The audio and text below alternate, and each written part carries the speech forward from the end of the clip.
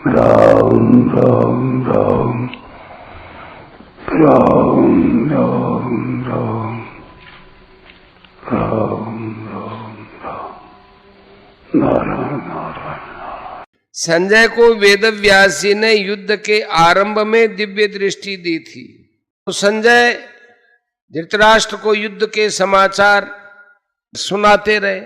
वेदव्यासी ने कहा था, एषते संजयो राजन युद्धमेतद् वदिष्यति एतस्य सर्व संग्रामे न परोक्षम भविष्यति। चक्षुषा संजयो राजन दिव्येनैव समन्वितः कथयिष्यति ते युद्धम सर्वज्ञश्च भविष्यति। तो परंतु अंत में जब दुर्योधन की मृत्यु पर संजय शोक से व्याकुल हो गए, तब संजय की वह दिव्य दृष्टि चली गई। तब पुत्रे गते स्वर्गे शोकार्तस्य ममानघ ऋषि दत्तम प्रणष्टे तद दिव्य दर्शित्वमद्य वै। अर्जुन के द्वारा विश्व रूप दिखाने की प्रार्थना करने पर भगवान ने अर्जुन को दिव्य दृष्टि दी। दिव्यम ददामि ते चक्षु पश्य में योगम ईश्वरम 11 का 8वां। और अर्जुन विराट रूप भगवान के देव रूप, उग्र रूप आदि रूपों के दर्शन करने लगे। जब अर्जुन के सामने अत्युग्र रूप आया तब वे डर गए और भगवान की स्तुति प्रार्थना करते हुए कहने लगे कि मेरा मन भय से व्यथित हो रहा है, आप मुझे वही चतुर्भुज रूप दिखाइए। तब भगवान ने अपना चतुर्भुज रूप दिखाया और फिर द्विभुज रूप से हो गए। इससे सिद्ध होता है कि यहां 49वें श्लोक तक ही अर्जुन की दिव्य दृष्टि रही। 51वें श्लोक में स्वयं अर्जुन ने कहा है कि मैं आपके सौम्य मनुष्य रूप को देखकर सचेत हो गया हूं और अपनी स्वाभाविक स्थिति को प्राप्त हो गया हूं। यहां शंका होती है कि अर्जुन तो पहले भी व्यथित हुए थे, दृष्ट्वा लोका प्रव्यथितास्तथा और दृष्ट्वा ही त्वाम प्रव्यथितांतरात्मा 11 के 23-24। अतः वही उनकी दिव्य दृष्टि चली जानी चाहिए थी। इसका समाधान यह है कि यहां अर्जुन इतने भयभीत नहीं हुए थे जितने यहां हुए। या तो अर्जुन भयभीत होकर भगवान को बार बार नमस्कार करते हैं और उनसे चतुर्भुज रूप दिखाने के लिए प्रार्थना भी करते हैं, 45वां श्लोक। इसलिए यहां अर्जुन की दिव्य दृष्टि चली गई। दूसरा कारण यह भी माना जा सकता है कि पहले अर्जुन की विश्व रूप देखने की विशेष रुचि थी। द्रष्टुमिच्छामि ते रूपम 11 का 3। इसलिए भगवान ने अर्जुन को दिव्य दृष्टि दी, परंतु यहां अर्जुन की विश्व रूप देखने की रुचि नहीं रही और वे भयभीत होने के कारण चतुर्भुज रूप देखने की इच्छा करते हैं, इसलिए उनकी दिव्य दृष्टि चली गई। अगर संजय और अर्जुन शोक से, भय से व्यथित नहीं होते तो उनकी दिव्य दृष्टि बहुत समय तक रहती और वे तब तक न जाने कितनी बहुत सी बातें देख लेते। परंतु शोक और भय से व्यथित होने के कारण उनकी दिव्य दृष्टि चली गई। इसी तरह से जब मनुष्य मोह से संसार में आसक्त हो जाता है तब भगवान की दी हुई विवेक दृष्टि काम नहीं करती। जैसे मनुष्य का रुपयों में अधिक मोह होता है तो वह चोरी करने लग जाता है और फिर मोह बढ़ने पर डकैती करने लग जाता है और अत्यधिक मोह बढ़ जाने पर वह रुपयों के लिए दूसरों की हत्या तक कर देता है। इस प्रकार ज्यों ज्यों मोह बढ़ता है त्यों ही त्यों उसका विवेक काम नहीं करता। अगर मनुष्य मोह में न फंसकर अपनी विवेक दृष्टि को महत्व देता है तो वह अपने उद्धार करके संसार मात्र का उद्धार करने वाला बन जाता है। परिशिष्ट भाव। अर्जुन ने घबरा कर भगवान से कहा, तत्क्षामये त्वाम अहम प्रमेयम 11 का 42।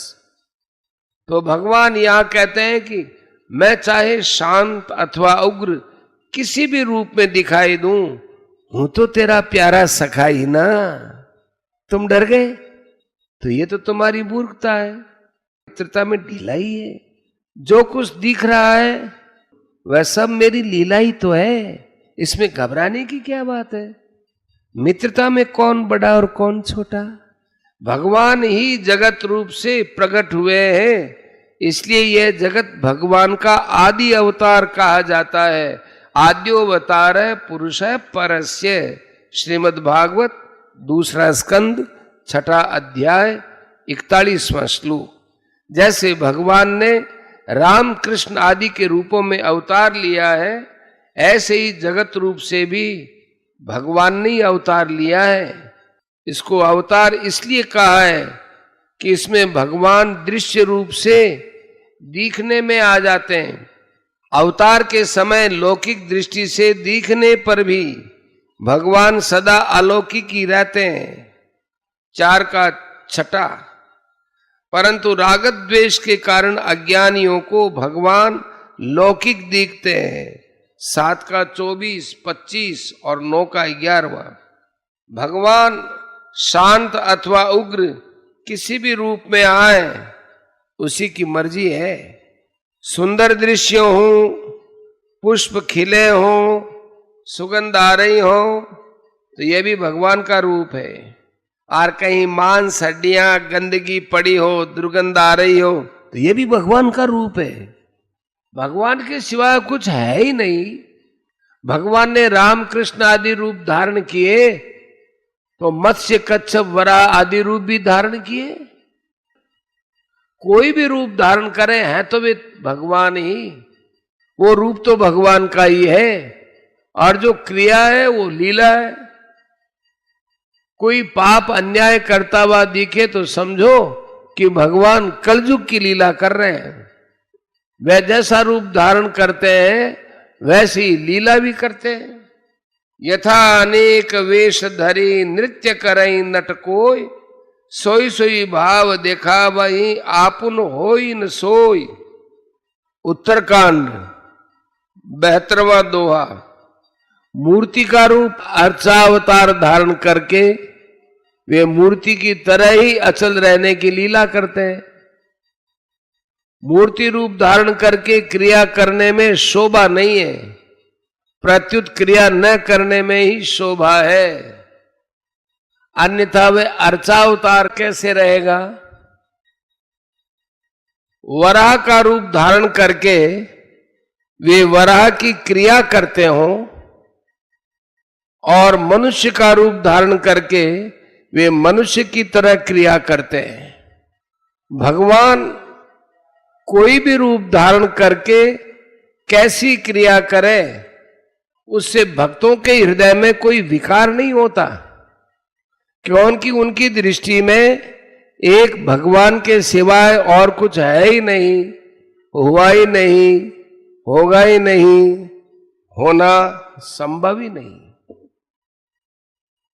हमें जो संसार दिखता है ये भगवान का विराट रूप नहीं है, क्योंकि विराट रूप तो दिव्य और अव्यय है, पर दिखने वाला संसार भौतिक और नाशवान है।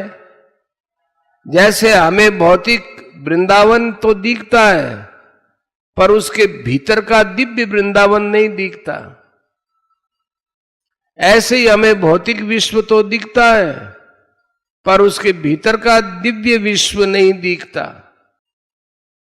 तो देखने में कारण है सुख भोग की इच्छा। भोगेच्छा के कारण ही जड़ता, भौतिकता, मलिनता आई है। अगर भोगेच्छा को लेकर संसार में आकर्षण न हो तो सब कुछ चिन्मय विराट रूप ही है। तत्वबोध होने पर ज्ञानी को तो संसार चिन्मय दिखता है, पर भक्त को वह माधुर्य रूप से दिखता है।